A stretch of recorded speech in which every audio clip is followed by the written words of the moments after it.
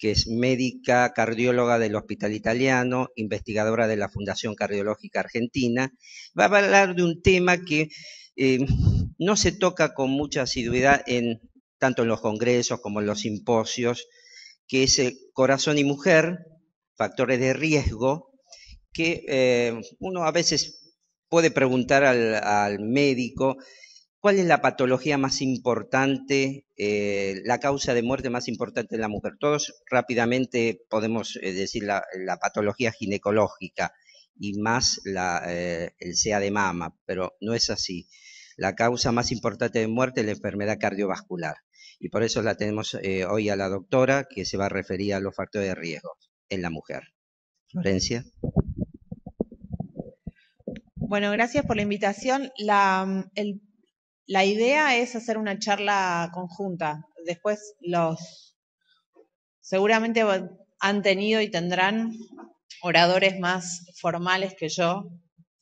Yo apelo a la informalidad proactivamente. Soy una convencida de que los médicos estamos hablando difícil y eso es malo para nuestra profesión. Creo que estamos lejos de la gente y estamos lejos entre nosotros y uno dice sí, sí, sí, no entiende lo que habla el otro. Y entonces esta charla tiene todo el objetivo de todo lo contrario, de parar y decir no entendí, no me acuerdo cómo era, etcétera. Y hablar de nosotros un poco también, a mí me gusta empezar con la foto de Loli Gómez, que es una paciente mía que yo conocí en el 2006, estando de guardia. El italiano tiene 39 camas de unidad coronaria y estamos de guardia 2, así que es una guardia intensa. Y Loli entró a las 2 de la mañana, hoy digo Loli, vive, entró a las 2 de la mañana diciendo que tenía como una sensación de angustia, de que no podía respirar. Le hicimos un electro, tenía un infarto de toda la cara anterior, tenía más de 8 horas de evolución.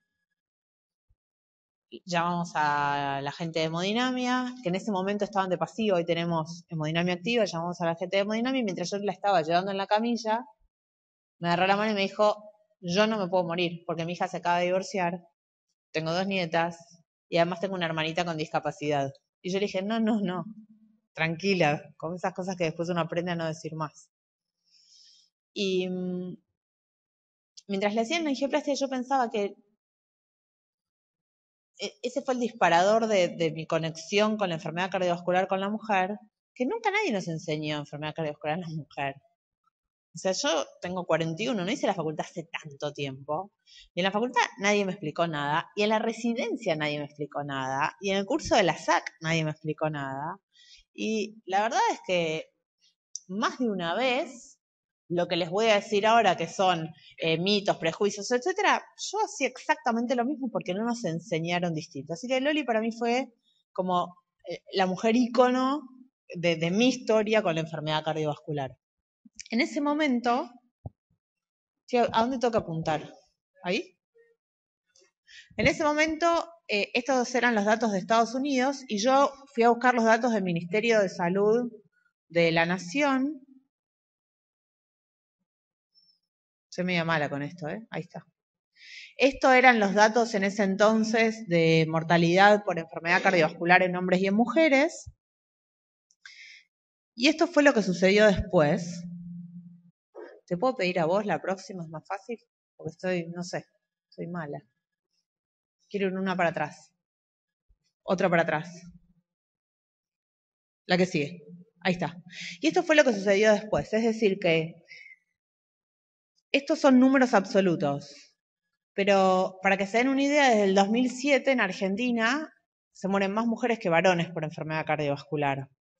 Y les digo un par de mensajes bajados a idioma que la gente entiende para que, digamos, nosotros sabemos que la enfermedad cardiovascular es la primera causa entre las mujeres, pero estoy segura que si yo me paro en la puerta del consultorio de ustedes, sus pacientes no lo saben. Si nosotros le preguntamos a la gente, incluso a médicos no cardiólogos, la mayoría sigue creyendo que es una causa de muerte frecuente, pero sin duda no esto, que es la primera, incluso más frecuente en mujeres que en varones. En Argentina, cada 11 minutos se muere una mujer por enfermedad cardiovascular. Y si sumamos las muertes de cáncer, como decía el doctor, de mama, más todo, más pulmón, de cualquier cáncer por cualquiera de las causas, más las muertes por SIDA, más las muertes por accidente, el número total sigue siendo menor que las muertes por causa cardiovascular. Entonces, si uno tuviera que decir, voy a la próxima. La primera conclusión es que las mujeres se mueren de enfermedad cardiovascular. Y la segunda, que era una cosa que a mí tampoco me habían enseñado, o que en ese momento lo tenía como mito, era que, bueno, las que se mueren en todo caso son las añosas. Es decir, nosotros tenemos los hombres de 50 y pico que se infartan y las viejitas. Eso era lo que uno creía que veía en la guardia. Y cada tanto había una mujer, de hecho, al principio hacíamos Ateneo. Cuando teníamos una mujer en edad fértil que se infartaba, era el Ateneo del mes. Bueno, esto ha cambiado radicalmente. Y las historias de mujeres jóvenes que se infartan o que tienen accidentes cerebrovasculares son cotidianas, no son más motivo de Ateneo. Esta es una carta de lectores de La Nación del año 2013, donde una madre cuya hija muere después de múltiples consultas, muere en la casa y resulta ser un infarto, y muere delante de su hija, hace el reclamo de decir, bueno, señores, una mujer de 39 años pone a la luz, puede ser víctima de enfermedad cardiovascular en edad fértil, con una hija de 7. Y estas son las cosas que por lo menos a mí me motivan a decir, hay que seguir hablando de esto, porque no lo sabemos. Porque si uno tuviera un marido de 39 años que llamas a la ambulancia porque le duele el pecho y no te da bola una vez, 2 veces, a la segunda vez que no viene la ambulancia lo agarras de los pelos y lo llevas a la guardia. Digo, más allá de hablar de los sistemas de falencias que puede tener un servicio de emergencias, también los nuestros. A nadie se le ocurriría dejar a un hombre con dolor de pecho si la ambulancia no se lo llevó y sigue con dolor de pecho en la casa. Y sin embargo esto ocurrió con esta mujer. Llamaron 1 vez, 2 veces, 3 veces y se les murió estando ahí. O sea que tampoco a nadie se le ocurrió ir a consultar. La próxima. Y esto es un registro, en Francia tienen un registro nacional de infarto, con lo cual la muestra es bastante representativa. Miren cómo cambió, esto es el porcentaje de mujeres de menos de 60 años que se ingresan por un infarto, y en el año 95 solo 1 de cada 10 tenía menos de 60 años, y en el 2010 el 25%, 1 de cada 4 mujeres con infarto son menores de 60. Y ahora vamos a hablar de eso. ¿Por qué? ¿Qué es lo que pasa? ¿Qué es lo que pasó con nosotras? ¿O qué es lo que está pasando? Y esto es lo mismo, en Estados Unidos, cada vez más, fíjense que en el segmento etario entre 35 y 44 en Estados Unidos, a diferencia de los varones, que lo que viene es reduciéndose la incidencia, en las mujeres aumentó. La próxima. Entonces, si la primera conclusión es que las mujeres se mueren de enfermedad cardiovascular, la segunda es que las jóvenes también. Y acá es donde empezamos a hablar de los factores de riesgo. Y uno dice, pero los factores de riesgo son diferentes en el hombre y en la mujer. O sea, tenemos que... La primera cosa es, ¿vale la pena hablar de enfermedad cardiovascular en la mujer? ¿Qué les puedo decir de distinto de lo que tenga un hombre? Y la contestación es que sí. La primera, para concientizar, porque la comunidad médica tampoco lo sabe bien, y también somos, entre comillas, víctimas de haber sido formados en una época donde se estudiaba sobre textos de lo descrito en los hombres. Las mujeres como sujeto de investigación tienen 60 años. A las mujeres éramos criterio de exclusión en los estudios de investigación. ¿Está bien? Entonces, el primer motivo tiene que ver con diseminar esto, y el segundo es con entender un poco el tema de los factores de riesgo, que hasta ahora yo les pregunto si en sus consultorios ustedes tratan diferente a un hombre y una mujer, y probablemente me digan que no mucho. ¿Qué sé yo? Diabetes es diabetes, hipertensión es hipertensión, sobrepeso es sobrepeso. Y aparentemente eso no es tan así. Entonces, perdóname. Si tuviéramos que hablar de tabaquismo, y voy directamente a lo práctico, digamos, lo que viene ahora es no conversar sobre lo que todos escuchamos o leemos, etcétera, sino a que cada uno pueda decir, bueno, pará, yo hago esto distinto en el consultorio, así que interrumpan a Piacere para poder sumar a esto. Yo hago distinto, ¿en qué impacta distinto tener a un hombre o una mujer sentados enfrente.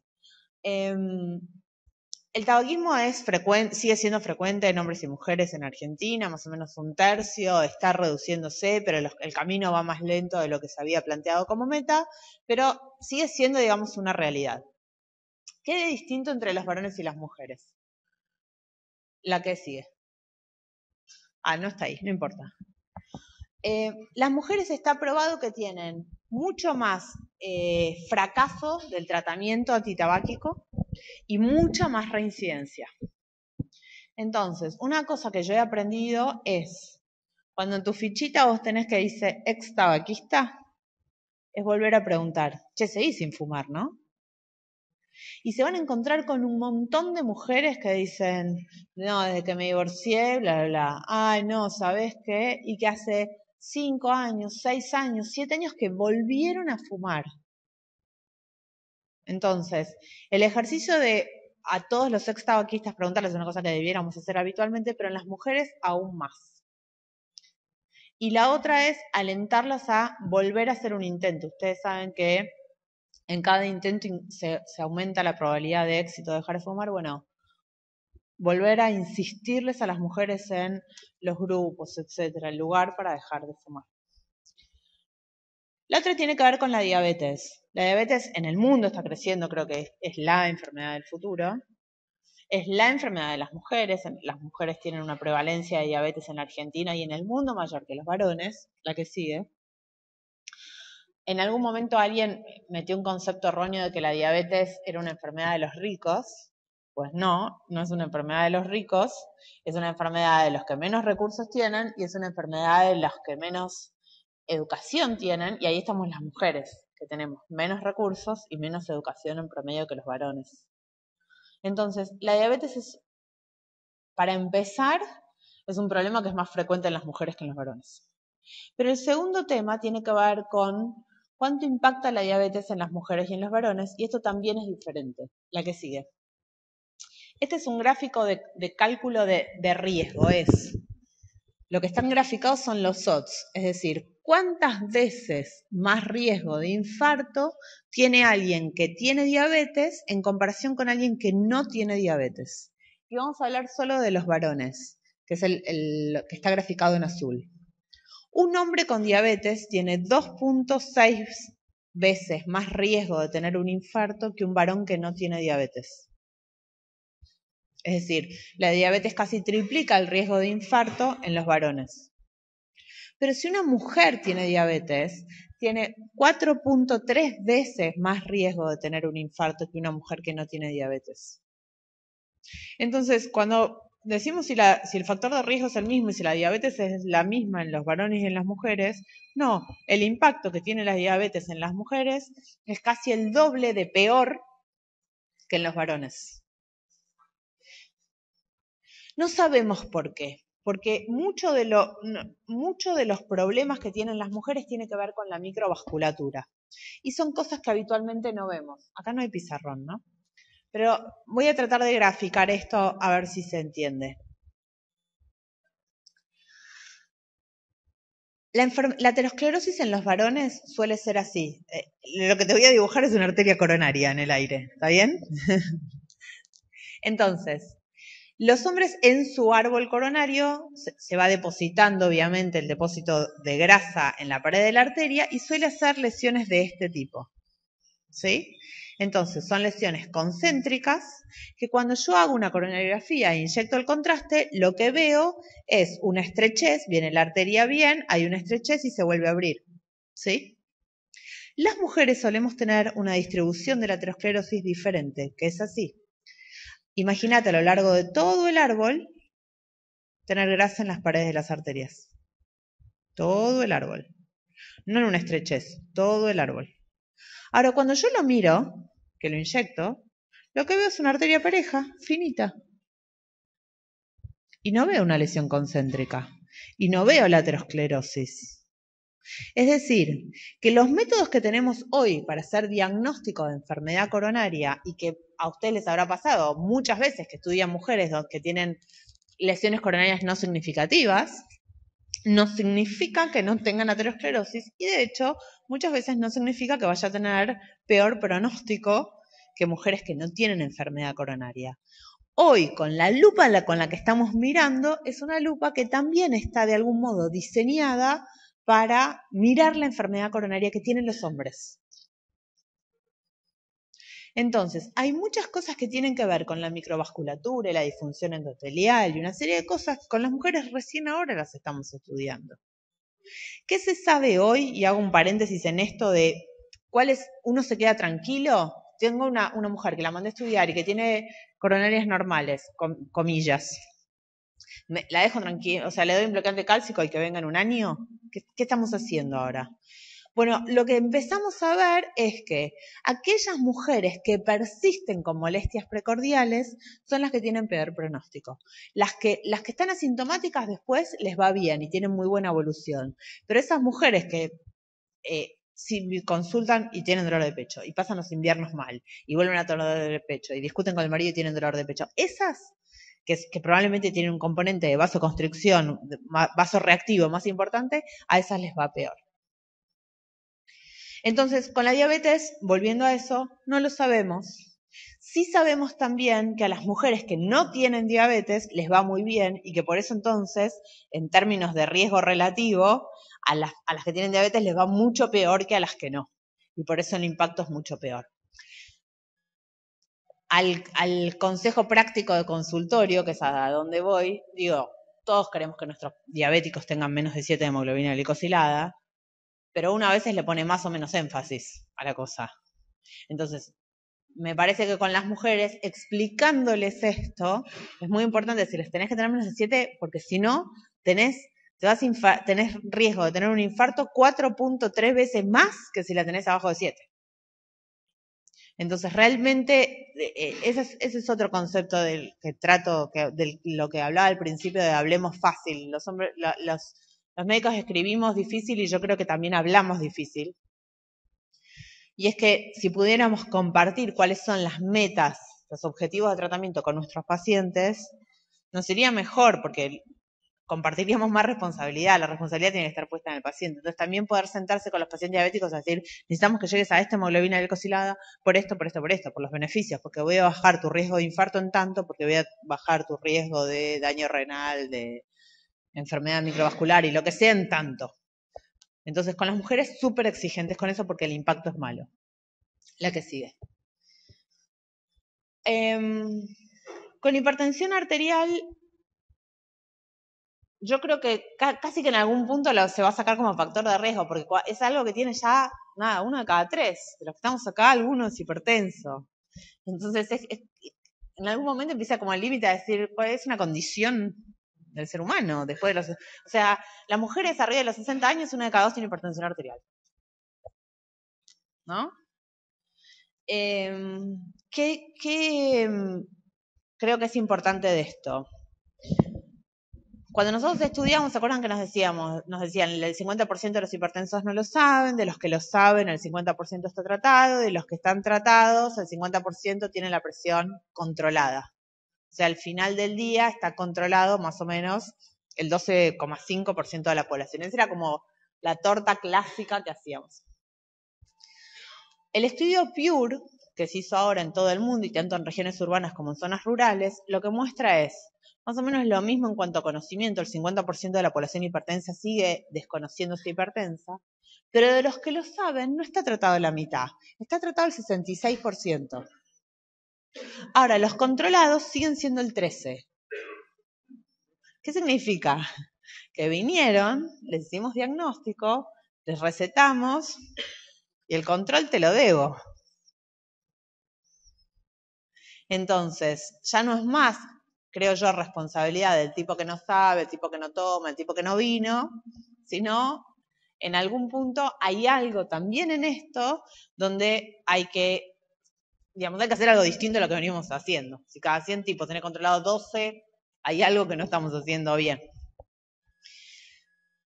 La medicina, en ese sentido, está yendo, o parte de la medicina, algo muy diferente a lo que nosotros, a cómo nos formamos, y es a lo que se viene, que es a basarse en la autogestión de los pacientes, y esto tiene que ver con la tecnología. Es decir, la tecnología se introdujo en nuestras vidas de manera tal que todos tenemos la computadora encima, todos tenemos el teléfono encima, y ha democratizado la información. Entonces, lo que se viene en enfermedades crónicas, y me parece que está bueno, es que la gente se informe por sus medios, y creo que es responsabilidad nuestra que los medios los construyamos nosotros, porque si no van a estar leyendo cosas que después decimos que no sirven. Bueno, tendremos que construir nosotros las cosas que sirven para las recomendaciones, eso por un lado, y por otro lado que se autogestione. Es decir, si yo puedo de algún modo hacer que un paciente hipertenso traquee, vaya haciendo sus controles de presión y se los vaya anotando y a mí me lo mande por mail, y después la prepaga me pague el mail, ¿no? La contestación por mail, que es una cosa que también se viene, es decir, ¿cuántos de ustedes contestan mensajes y hacen actos médicos y recetan por WhatsApp? Tómate más de esto y menos de lo otro, y después anda a explicarle a alguien que eso fue un acto médico. Ahora, eso va a venir, eso va a ser así. Yo le mando fotos de la erupción que le salió a mi hijo al pediatra y fíjate, y contestame y decime. Entonces, en toda esa revolución de lo que se llama mobile health y toda esa nueva telemedicina que vamos a manejar y la distancia y etcétera, bueno, el rol de las personas como autogestionadoras de salud en enfermedades crónicas es algo que va a estar.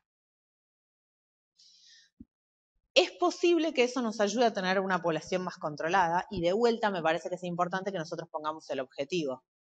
Acá el doctor es especialista en hipertensión. Yo me río de los especialistas en hipertensión porque digo, se pasan semanas y semanas diciendo 135, 82, y después la gente viene al consultorio y dice, mi mamá tiene 15. Y es normal, ¿no? Y todos nos sentamos enfrente de eso y digo, pero hay 200 tipos reunidos hablando de cómo vamos a inhibir la enzima de conversión con el no sé qué, y yo me siento enfrente de gente que me dice 15 es mi presión. Y yo, no, pero está mal que sea tu presión.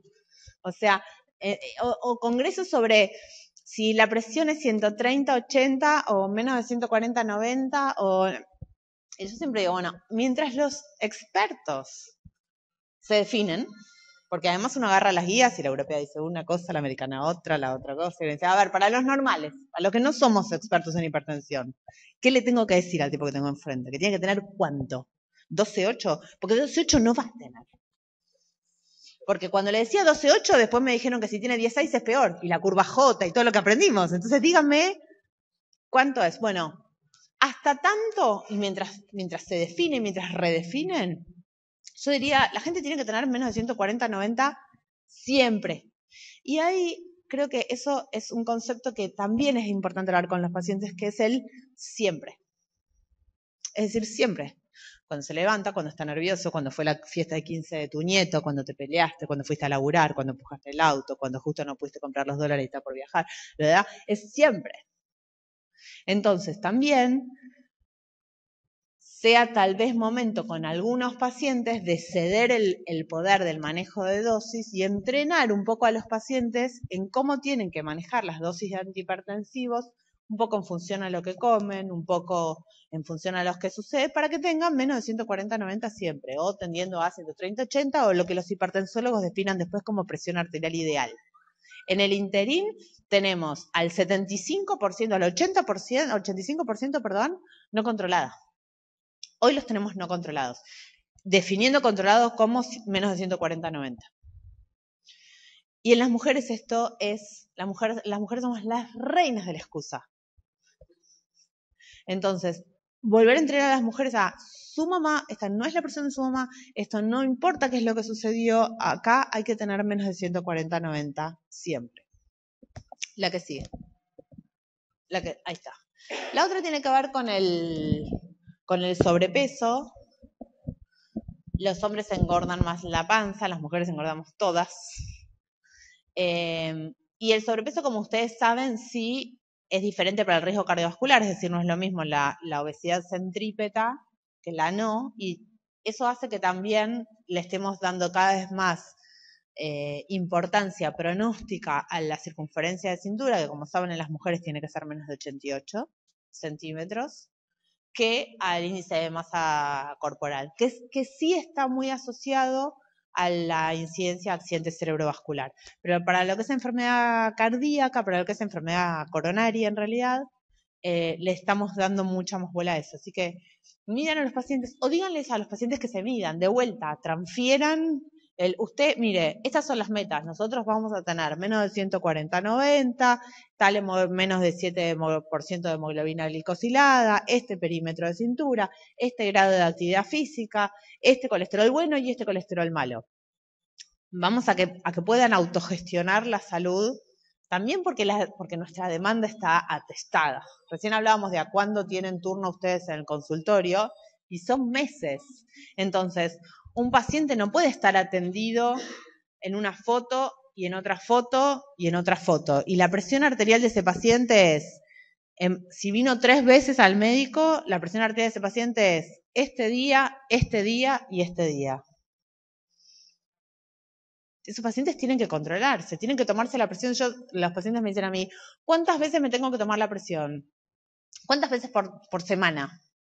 Bueno, depende de qué presión tenés. Si estás controlada, por mí no te la tomes. Tómatela una vez por mes. Ahora, si tenés más de 140/90, tómatela todas las veces que sean necesarias, hasta tanto vos y yo logremos que tengas menos de 140/90. ¿Cuándo tengo que volver? Ahora nosotros hicimos ahora una aplicación que se llama Mi Presión. Entonces, yo atiendo mucha población añosa en el italiano. Entonces se las bajo yo en el teléfono, porque tienen los teléfonos, o a veces tienen la computadora porque aprendieron a hablar por Skype con los nietos. Entonces les bajo la aplicación y es muy simple, solo tienen que anotar qué presión tienen. Y además está codificada como en verde, amarillo y rojo. Y me dicen, ¿cuándo vuelvo? Cuando no esté verde. O sea, si usted viene estando verde, venga a controlar en 1 año, en 6 meses, en 9 meses. Ahora, si usted ve que empieza a tener naranja, rojo, es momento de consultar. No espera que yo tenga turno dentro de 3 meses. Véngase, me toca la puerta en el consultorio porque hace 10 días que viene con rojo. Es decir, deleguemos eso. Con el sobrepeso lo mismo, medición de perímetro de la cintura y mentalizarlos con bajar esa meta. Pasémoslas. Pásalas.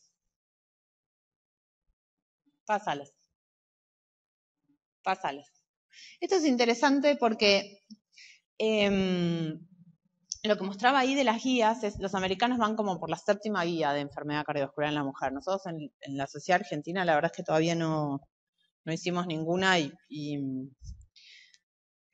sí, a veces pienso que hay que hacerla, a veces pienso para qué son las guías. No sé si uno lee mucho las guías, pero la verdad es que si alguien hizo 7, por algo debe ser, y nosotros estamos en camino. Pero es interesante de las últimas guías, que lo que fueron modificando los americanos, es que muchas, como estaban hechas las de los varones, las mujeres no aplicábamos a ninguna categoría. No éramos ni intermedios, ni altos, ni de bajo riesgo. Es decir, si uno combinaba ciertos factores de riesgo, quedábamos como inclasificadas. Y las inclasificadas tienen más riesgos que el riesgo intermedio. Más incidencia de eventos. Entonces, esto que yo te decía antes, hay muchas cosas que aún no sabemos y que eso hace que obviamente que necesitemos más estudios de investigación y estudios no solo de intervención, sino de seguimiento de registros poblacionales para entender qué pasa con una mujer de una manera o de otra.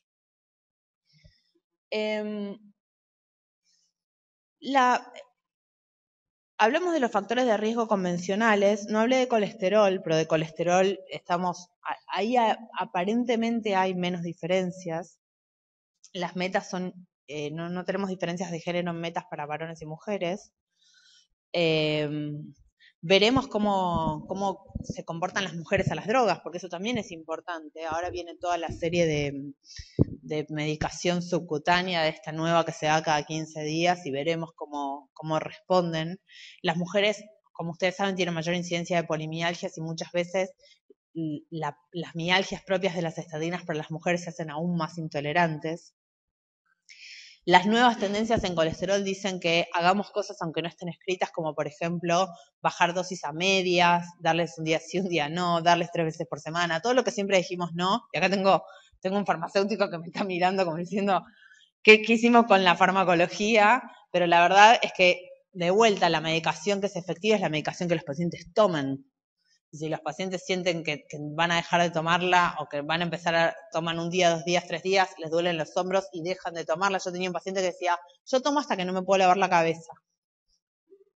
Entonces tomaba 3, 4 días y ya tenía mucha mialgia de la cintura escapular, las dejaba 3, 4 días y después arrancaba de vuelta. Bueno, esos son los pacientes, ahora empiezan a hablar en los congresos de lo que a nosotros nos pasa abajo del estrado, que es eso. Mira, yo tengo tipos que por ahí, si le doy media 4 veces por semana, la toman. Bueno, la idea es, con las estatinas es que la máxima dosis tolerada, los pacientes la reciban, como sea. Veremos qué pasa ahora, hombres y mujeres, con esta medicación nueva que empieza a haber para el colesterol. Porque como saben, a las mujeres les dimos aspirina durante años y la aspirina no reduce el riesgo de infarto en prevención primaria en las mujeres. Nos dimos cuenta ahora. Y ni hablar de las cosas que hemos hecho con la terapia de reemplazo hormonal. Creo que el último factor de riesgo para hablar de las mujeres es volver al principio de decir, las mujeres no saben que se pueden enfermar del corazón. Estos son lo que está mostrado ahí, son los resultados de una encuesta que hicimos desde la Fundación Cardiológica Argentina, donde 1 de cada 5 decía que se muere por enfermedad cardiovascular y la mayoría, creía, más de la mitad, decían que las mujeres se mueren por cáncer. La que sigue. Y no te pido más nada, con esto voy a terminar. Gracias. Y la realidad es totalmente opuesta. Entonces, quienes han hecho o hacen urgencias sabrán que las mujeres no sepan que tienen enfermedad cardiovascular hace que las mujeres consulten tarde, y vuelvo a Loli. Loli llegó a las 2 de la mañana, pero había empezado a tener dolor de pecho cuando eran las 6 de la tarde, estaba en un taxi, estaba cerca del hospital, y en vez de decirle al taxista que lo lleve al hospital, fue a la casa. Y fue a la casa porque no quería preocupar al marido, y se tomó un té, y después se tomó un ansiolítico, y después se tomó otro cuartito de ansiolítico, y después dijo, bueno, le contó al marido, y el marido insistió con ir, y entonces mejor frizó milanesas, y esas cosas que hacemos las mujeres. Y todo para dejar ordenado por si la dejaban internada, y consultó a las 2 de la mañana, con un infarto bastante evolucionado. Esa incapacidad de delegar las responsabilidades familiares que tenemos las mujeres, que nadie va a hacerlo como nosotras, es nociva a la hora de la consulta. Si del otro lado se encuentran con un sistema de salud al que no nos educaron para tratar mujeres, también es complejo, porque muchas de las mujeres entran como Loli diciendo que tienen una sensación como que no pueden respirar bien, como que les falta el aire, no, pase usted que estaba antes en la fila, etcétera, en el triage, y los hombres entran diciendo, me estoy infartando, me voy a morir.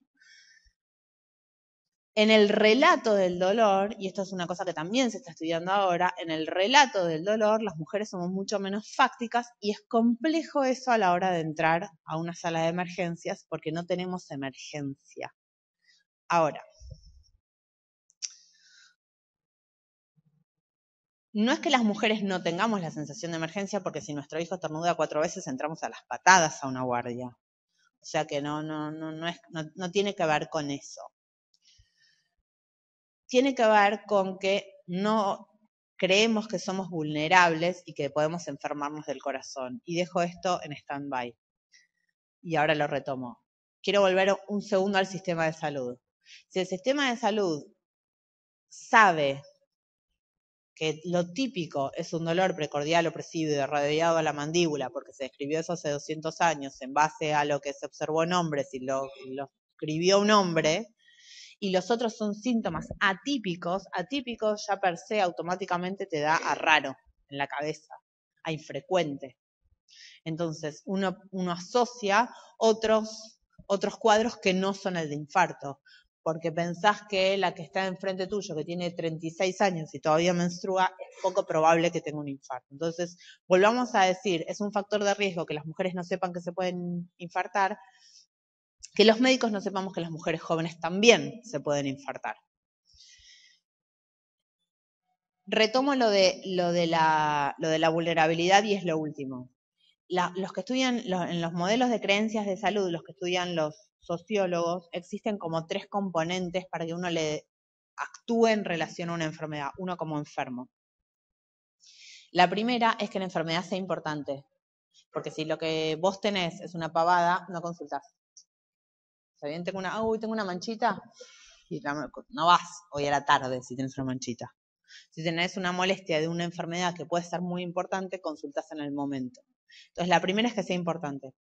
La segunda es que exista un tratamiento posible que cure esa enfermedad. Es decir, si yo voy a consultar es porque existe la chance de tener algo, ¿sí? Y la tercera es que yo pueda ser vulnerable. Es decir, yo no me voy a preocupar nunca por un cáncer de próstata, yo. Es obvio que no. Entonces, si las mujeres pensamos que los hombres son los únicos que se infartan, están muy preocupadas por sacar un turno con un cardiólogo para el marido, pero no para ellas mismas. Entonces, una de las cosas que hay que hacer es concientizar a las mujeres que la enfermedad cardiovascular es algo que las afecta y que entonces, tanto para la adopción de factores de riesgo, las mujeres hipertensas cocinan sin sal para el marido y ellas no. Las mujeres no se controlan la presión arterial. Las mujeres vienen al consultorio y dicen, yo soy de presión baja. Ah, sí, mire usted, ¿cuándo le tomaron la presión por última vez? Y me contestan cosas ridículas como cuando nació Lautaro, que tiene 19 años. Y siguen sosteniendo que tienen presión baja, que son de presión baja. Entonces las mujeres no se toman la presión. Al marido lo vuelven loco con que se tomen la presión.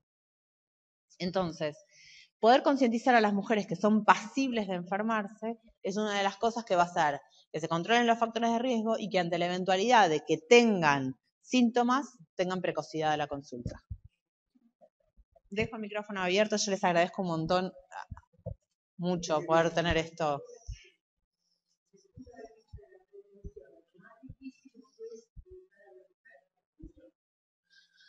Pregunta si desde el punto de vista de la prevención es más difícil educar a un hombre que a una mujer. Cuando las indicaciones a los hombres se las da de manera clara, los hombres son muy cumplidores, muy cumplidores. Pero las mujeres hay que hacerlas entender. Creo que es muy importante entre las mujeres tener complicidad. El yo te entiendo. Porque en las mujeres lo primero que sucede es que tenemos como la sensación de que mi vida es un quilombo y a mí nadie me entiende. Pero todas tenemos eso. Entonces, si la que está enfrente logra hacerle entender que yo también tengo chicos, maridos, suegra, un tipo que se va a jugar al fútbol mientras yo tengo la casa, bla, bla, bla, bla. Pero ¿sabes qué? Además de eso, tenemos que tomar la medicación para la hipertensión. Entonces, aunque te hayas divorciado, es importante que no vas a dejar de fumar. Porque es tu vida, porque en eso diría que es la primera cosa que yo me reconozco de algún modo feminista.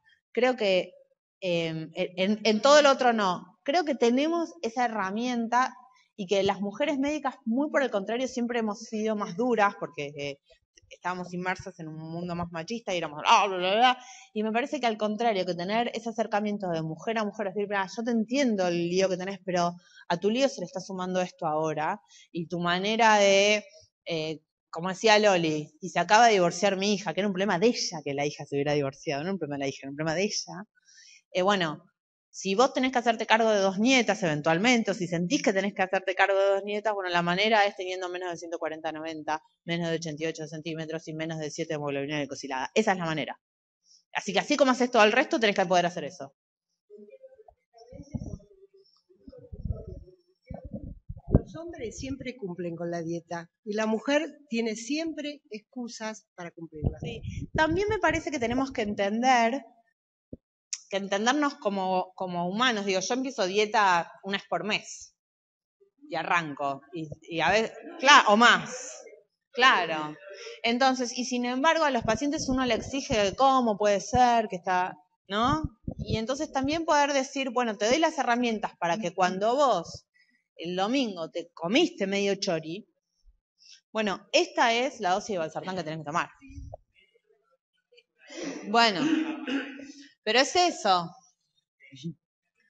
Entonces, poder ir a la meta y no necesariamente al dedo retador, porque eso es lo que sucede. Después en los congresos decimos que tenemos 50% de adherencia a la medicación, y lo que tenemos es 50% de adherencia a las indicaciones, porque damos indicaciones que no sé cuántos de nosotros mismos podríamos cumplir. Entonces, me parece que falta un poco también de empatía con eso. Quería hacer una observación. Y no sé si antes no había estadística, pero un factor que yo vi también del crecimiento de la curva de las mujeres fue en el tiempo en que más o menos se vio obligada a salir a trabajar y a ser la mujer maravilla. Y a lo mejor ese también es un factor, porque si antes no, mi mamá o no se enfermaba o no se controlaba, todavía está viva, y sin embargo mi hermana, todas las contemporáneas que salieron a trabajar tienen 80.000 problemas del corazón y de todo, aparte de todo esto que vos mencionás. Mejor, porque veo la fecha y a partir de esa fecha fue donde la economía al final tiene que ver también. Eso sin duda. Y si miras los números de mortalidad cardiovascular en Argentina, tiene que ver con las crisis. Es súper interesante.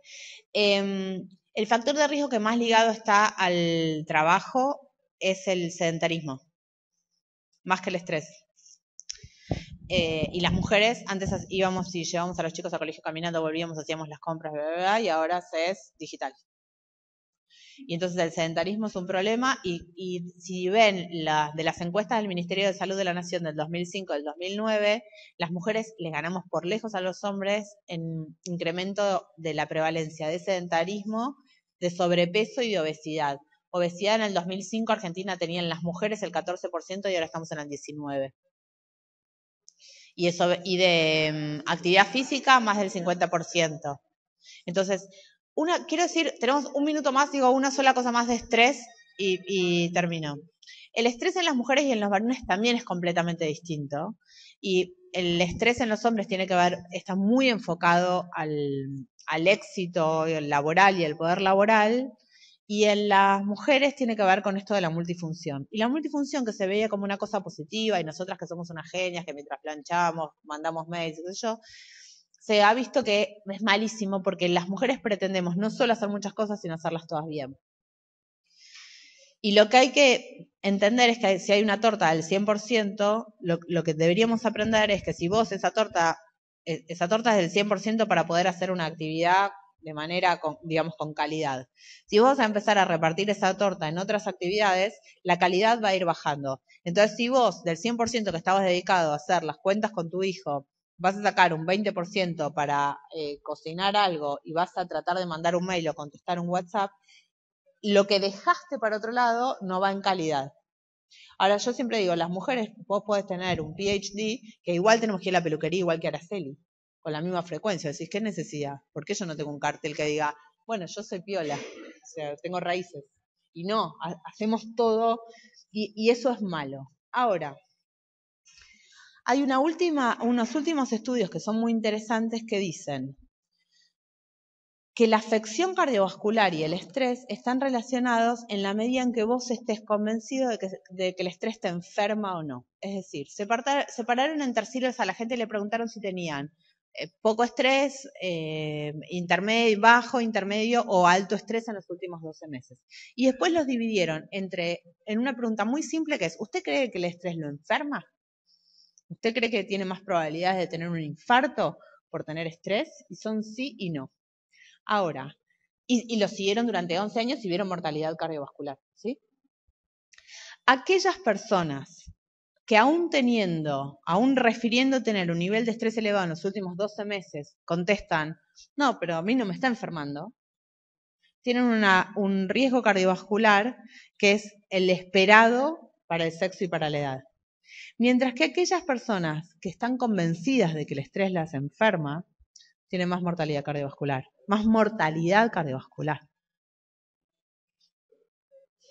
Entonces, seguro todos nosotros tenemos algo que decís, esto me está enfermando. Vos sabés cuando hay algo que está enfermando. Bueno, eso es estrés. Ese es el mal.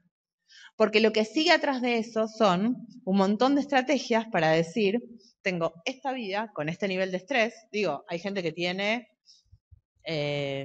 hijos con enfermedad. O sea, más estrés que eso, enfermedades crónicas en los hijos, ¿no? Listo, mi vida tiene este estrés.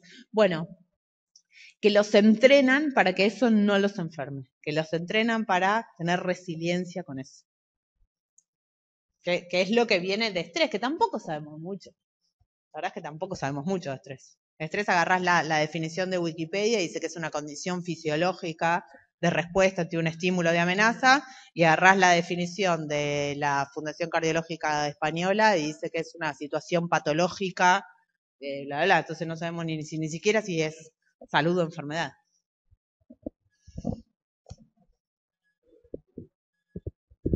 Yo quería hacer un comentario. Yo soy tocoginecóloga y me parece que hay una ventana de oportunidad para tratar a la mujer, porque la mujer al médico clínico va cuando está enferma.